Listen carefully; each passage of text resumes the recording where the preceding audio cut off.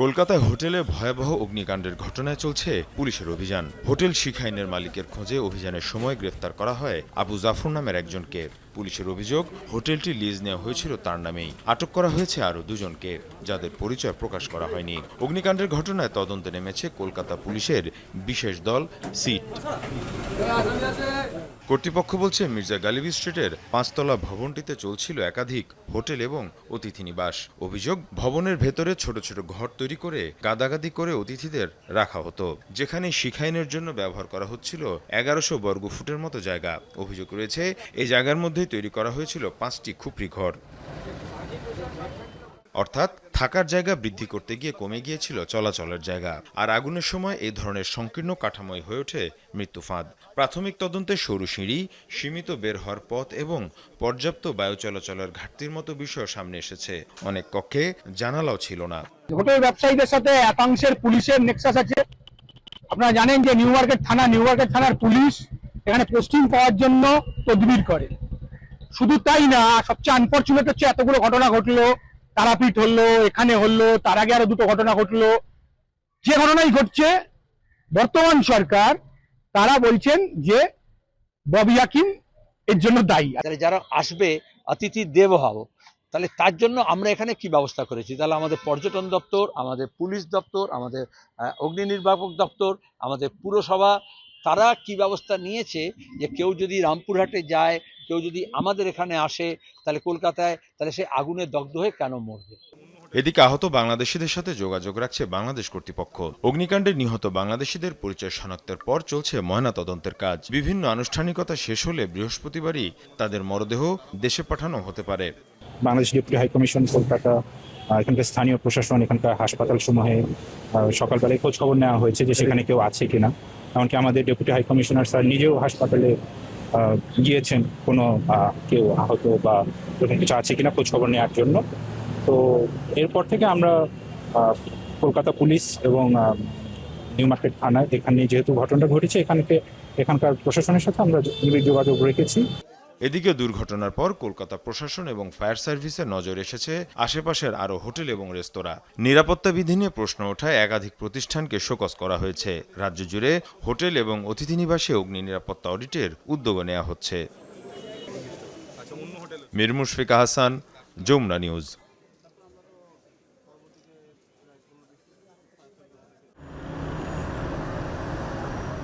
প্রায় 6 মাস ধরে চলা ইরান যুক্তরাষ্ট্র সংঘাত এখন নতুন এক পর্যায়ে। সামরিক হামলা, পাল্টা হামলার পর এবার অর্থনৈতিক চাপকে সামনে আনছে ওয়াশিংটন। এবার নতুন করে ইরানের উপর বড় ধরনের অর্থনৈতিক নিষেধাজ্ঞা শুরুর ঘোষণা দেন মার্কিন প্রেসিডেন্ট ডোনাল্ড ট্রাম্প। তার ভাষায় এটি হবে ইরানের বিরুদ্ধে সবচেয়ে কঠোর অর্থনৈতিক চাপগুলোর একটি। ইরানের তেল বিক্রি, অর্থনৈতিক লেনদেন ও আন্তর্জাতিক বাণিজ্য ব্যবস্থাকে চাপে ফেলাই এর মূল লক্ষ্য। শুধু ইরান নয়, তেহরানকে অর্থনৈতিকভাবে সহযোগিতা করলে অন্য দেশগুলোকেও কঠোর নিষেধাজ্ঞার মুখে পড়তে হবে বলে হুঁশিয়ারি দিয়েছেন তিনি। আমরা ইরানের বিরুদ্ধে খুব কঠোর অর্থনৈতিক ব্যবস্থা নিতে যাচ্ছি। যারা ইরানকে সহায়তা করবে তাদেরও বড় ধরনের অর্থনৈতিক পরিণতি ভোগ করতে হবে। অন্যদিকে ট্রাম্পের নতুন হুমকিকে অর্থনৈতিক সন্ত্রাসবাদ হিসেবে আখ্যা দিয়েছেন ইরানের পররাষ্ট্রমন্ত্রী আব্বাস আরাকচি। একই সঙ্গে তেহরান বলছে কূটনৈতিক সমাধানের দরজা পুরোপুরি বন্ধ হয়নি, কিন্তু আলোচনা মানেই আত্মসমর্পণ নয়, এ অবস্থাও স্পষ্ট করেছে ইরান। তথাকথিত ইকোনমিক ডিলে আসলে আমেরিকার নিজের অর্থনৈতিক সংকট থেকে দৃষ্টি সরানোর চেষ্টা। ব্যর্থ নীতিতে আরও জোর দিলে যুক্তরাষ্ট্রের পরাজয় ও ইরানিদের ক্ষোভ দুটোই বাড়বে। আর মার্কিন অর্থনৈতিক সন্ত্রাসবাদ হুমকিতে ফেলেছে বৈশ্বিক অর্থনীতি ও রাষ্ট্রগুলোর সার্বভৌমত্ব। এদিকে হরমুজ পরিস্থিতি এখনও অস্থিতিশীল। জাহাজ চলাচলের তথ্য বলছে 19 আগস্ট প্রণালীটি দিয়ে মাত্র 9টি পণ্যবাহী জাহাজ চলাচল করেছে। অনিক রহমান, যমুনা নিউজ। যুক্তরাষ্ট্রের সরকারি ঋণ রেকর্ড $40 ট্রিলিয়ন সীমা ছাড়িয়েছে। বাড়ছে সুদের হার এবং বাজেট ঘাটতি। ঋণের সঙ্গে পাল্লা দিয়ে বাড়ছে সুদ পরিশোধের ব্যয়ও। পরিস্থিতি এমন যে ফেডারেল বাজেটের দ্বিতীয় বৃহত্তম খাত হয়ে উঠেছে ঋণের সুদ। এই চাপ প্রভাব ফেলছে সাধারণ মার্কিনীদের জীবনযাত্রায়।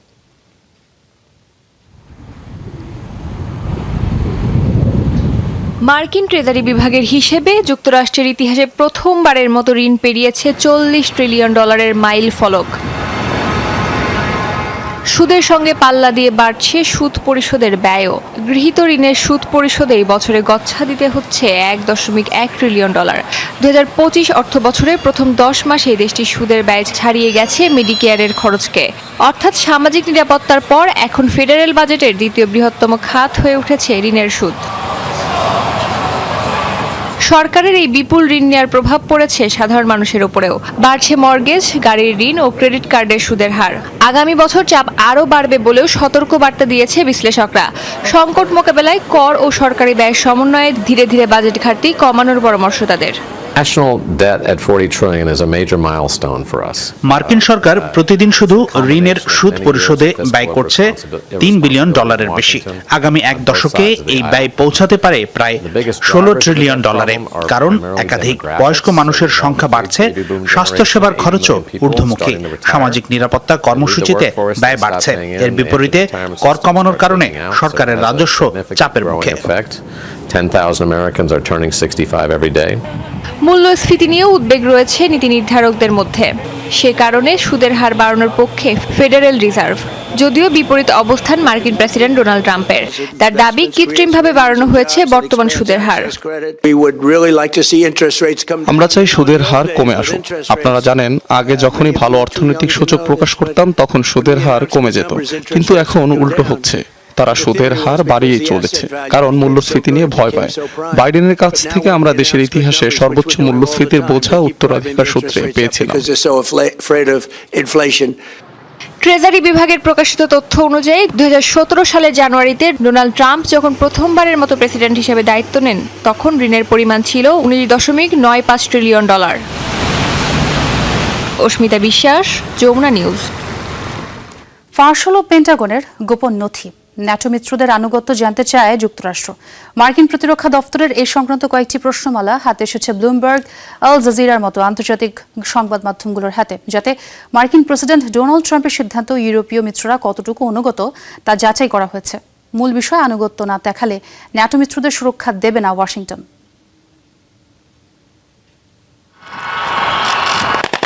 যুক্তরাষ্ট্রের সাথে ইউরোপের 31 দেশ মিলিয়ে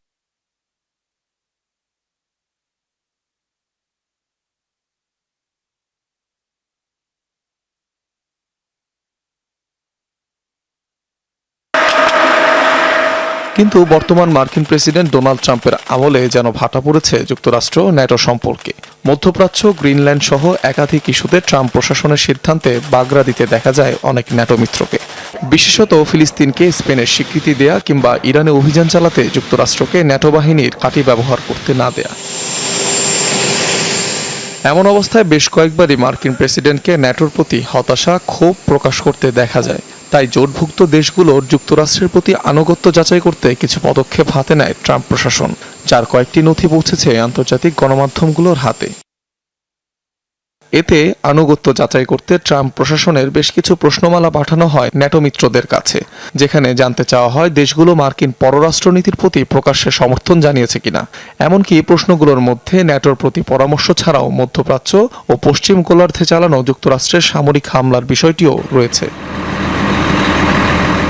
এছাড়া মিত্র দেশগুলো তাদের ঘাঁটি ব্যবহারে মার্কিন বাহিনীর উপর কী ধরনের নিষেধাজ্ঞা আরোপ করেছে এবং ভবিষ্যতে এসব নিষেধাজ্ঞা কমাতে বা পুরোপুরি তুলে নিতে তারা রাজি কিনা তা জানতে চাওয়া হয়েছে। তবে ফাঁস হওয়া এসব নথিপত্রের বিষয়ে এখনও মুখ খোলেনি মার্কিন প্রতিরক্ষা দফতর। অনিক রহমান, যমুনা নিউজ। আবারও কিম জং উনের সাথে সুসম্পর্কের বার্তা দিলেন মার্কিন প্রেসিডেন্ট ডোনাল্ড ট্রাম্প। কমিয়েছেন যুক্তরাষ্ট্র দক্ষিণ কোরিয়া মহড়ার পরিধি ও সময়। তীব্র ক্ষোভ ঝেড়েছেন দক্ষিণ কোরিয়ার বিরুদ্ধে। এরপরও অবশ্য গলাতে পারেননি পিয়ংইয়ং এর মন। শত্রুপক্ষ সামরিক অনুশীলনে কাটছাট করলে অবশ্য এখনই বৈরিতা ভুলতে নারাজ কিম জং উন প্রশাসন। কিম জং উনকে নিয়ে প্রশংসায় পঞ্চমুখ মার্কিন প্রেসিডেন্ট ডোনাল্ড ট্রাম্প। বলছেন উত্তর কোরিয়া নেতার সঙ্গে তার সম্পর্ক খুবই ভালো, এমনকি শিগগিরই কিমের সঙ্গে বৈঠকেরও ইঙ্গিত দিয়েছেন তিনি। একই সঙ্গে আবারও দক্ষিণ কোরিয়ার তীব্র সমালোচনা করেন ট্রাম্প। পিয়ংইয়ং এর বিরোধিতা করে যুক্তরাষ্ট্র দক্ষিণ কোরিয়ার যৌথ সামরিক মহড়া তার পছন্দ নয়, এমন কথাও বলেন। I do have a good relationship with Kim Jong-un. Kim Jong উনের সাথে আমার সম্পর্ক বেশ ভালো। তার সাথে আমার খুব ভালো বনিবনা হয়েছে। আমাদের দারুণ বৈঠক হয়েছিল। এর মধ্যে আমাদের কথাও হয়। উত্তর কোরিয়ার বিরুদ্ধে এই বিশাল সামরিক মহড়া আমার ভালো লাগে না। We had great meetings. We speak. 4 দিন আগেই পেন্টাগনকে দক্ষিণ কোরিয়ার সাথে যৌথ সামরিক মহড়ার পরিধি ও সময়সীমা কমানোর নির্দেশ দিয়েছিলেন মার্কিন প্রেসিডেন্ট। ওয়াশিংটনের আহ্বানে সাড়া দিয়েছে সিউল।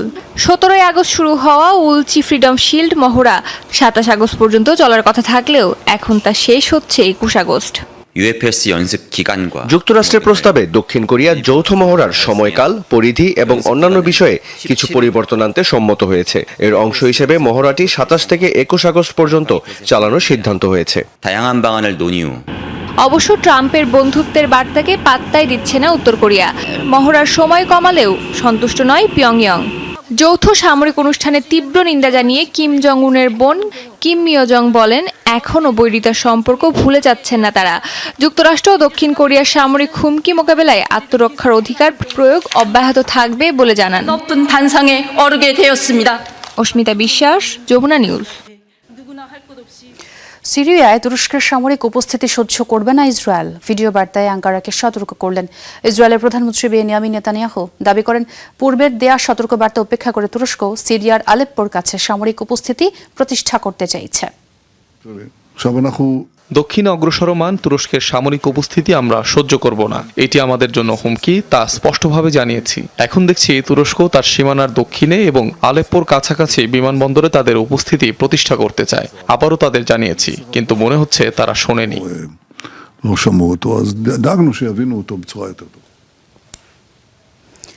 যুদ্ধের মধ্যেই চরম রাজনৈতিক অস্থিরতা ইউক্রেনে। নির্বাচন আয়োজনের দাবি জানিয়ে ভিডিও বার্তা দিয়ে আলোচনার জন্ম দিয়েছে সাবেক প্রতিরক্ষামন্ত্রী মিখাইলো ফেদরফ। তাকে পদচ্যুত করার প্রতিবাদে গত 1 মাস ধরেই বিক্ষোভ হচ্ছে দেশটিতে। ইউক্রেনীয়দের মাঝে তুমুল জনপ্রিয় হওয়ায় মিখাইলোর এই ভাষণ প্রেসিডেন্ট ভলোদিমির জেলেনস্কির উপর চাপ বাড়াবে বলে মত বিশ্লেষকদের। 2024 সালের মে মাসে শেষ হয় বর্তমান সরকারের মেয়াদ। তবে যুদ্ধ পরিস্থিতির দোহাই দিয়ে নির্বাচন আটকে রেখেছেন জেলেনস্কি।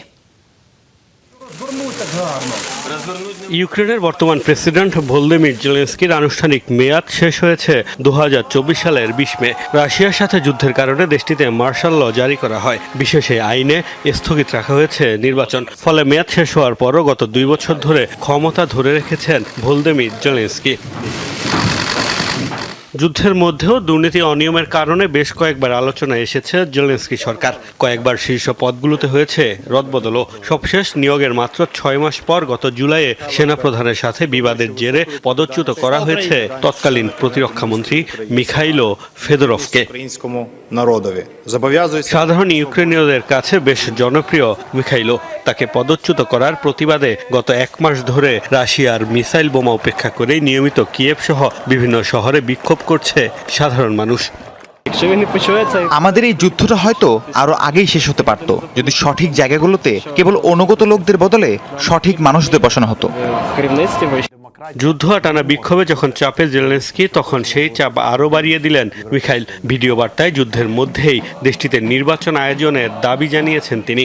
তার দাবি, রাশিয়ার কারণে জিম্মি হতে পারে না ইউক্রেনের গণতন্ত্র, আর তাই গণতন্ত্র পুনরুদ্ধারে প্রয়োজন নির্বাচন। এতদিন রাশিয়া নির্বাচনের দাবি জানিয়ে আসলেও এবারই প্রথম ইউক্রেনেরই শীর্ষ নেতাদের কেউ এই দাবি জানালেন। বিশ্লেষকদের মত, ব্যাপক জনপ্রিয়তা থাকায় মিখাইলোর এই নির্বাচনের দাবি নতুন করে চাপে ফেলবে জেলেনস্কিকে। এরই মধ্যে নির্বাচনের দাবিকে সমর্থন দিয়ে র্যালিও হয়েছে ইউক্রেনে। নির্বাচনের কোনো পথ না দেখলেও আমি বিশ্বাস করতে চাই যে নির্বাচনটি হবে, কারণ যুদ্ধ কখন শেষ হবে তা আমরা জানি না। আর আমাদের সরকারও বাস্তবতার সাথে সংযোগ হারিয়ে ফেলছে, তাই সরকারের পরিবর্তন আনা প্রয়োজন। আমি ফেদরভের বক্তব্যকে সমর্থন করি। নির্বাচনে পথ না থাকলে জেলেনস্কির বরং সরে দাঁড়ানো উচিত। যুদ্ধকালীন পরিস্থিতিতে লুটপাট চালানো একটি অপরাধ। এদিকে চলমান রাজনৈতিক অস্থিরতার মধ্যেই নতুন প্রতিরক্ষা মন্ত্রী বেছে নিয়েছে ইউক্রেন সরকার। এই পদে বুধবার ইয়েভেনি খমারার নিয়োগ অনুমোদন দিয়েছে দেশটির parliament. Mostafa Mahmud, Jamuna news. Russia Ukraine যুদ্ধে গেল কয়েক ঘন্টায় আবারও বেড়েছে হামলার তীব্রতা। কিয়েভে চালানো রুশ হামলায় প্রাণ গেছে 8 জনের। রাতভর ইউক্রেনের রাজধানী সহ বিভিন্ন অঞ্চলে ব্যালিস্টিক ক্ষেপণাস্ত্র ও ড্রোন ছুড়েছে রাশিয়া। হামলায় আরও 23 জন গুরুতর আহত, ক্ষতিগ্রস্ত আবাসিক ভবন, হাসপাতাল ও শিক্ষা প্রতিষ্ঠান। পাল্টা জবাবে রাশিয়ার অভ্যন্তরেও ড্রোন হামলা চালিয়েছে ইউক্রেন। তাতারিস্তানে একটি তেল শোধনাগার এবং ক্রাসনোদার অঞ্চলের একটি তেল টার্মিনালে হামলার খবর পাওয়া গেছে। এদিকে রাশিয়ায় জ্বালানির সংকটও আরও স্পষ্ট হচ্ছে। ইউক্রেনের তেল স্থাপনায় ধারাবাহিক হামলার পর অভ্যন্তরীণ চাহিদা মেটাতে বিদেশ থেকে পেট্রোল আমদানি করছে মস্কো।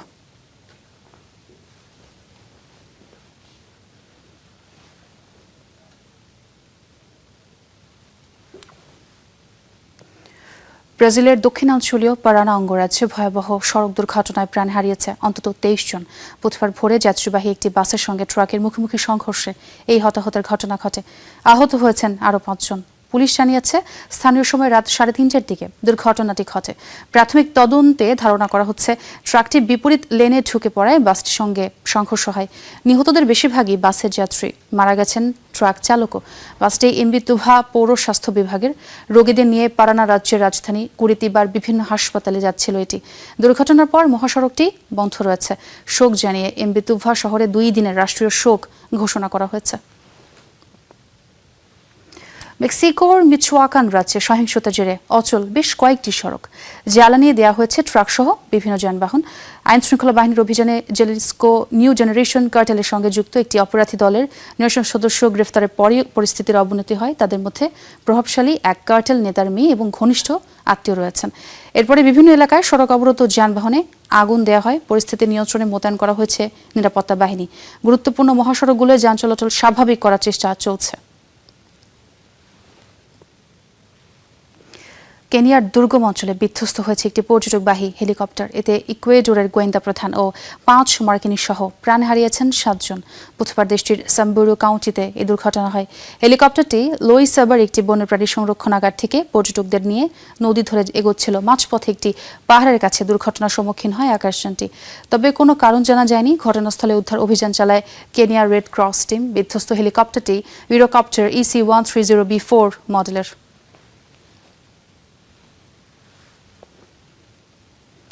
গাজায় অস্ট্রেলিয়ান স্বেচ্ছাসেবক নিহতের ঘটনায় তদন্ত না করার সিদ্ধান্ত নিয়েছে ইসরায়েল।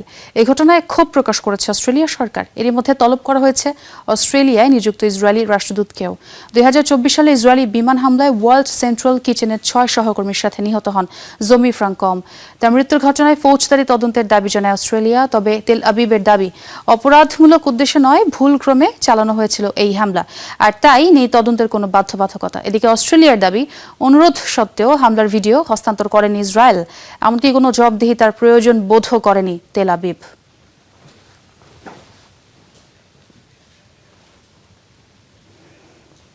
দর্শক, এ ছিল যমুনা আইডেস্কে। এতক্ষণ যারা সঙ্গে ছিলেন সবাইকে ধন্যবাদ।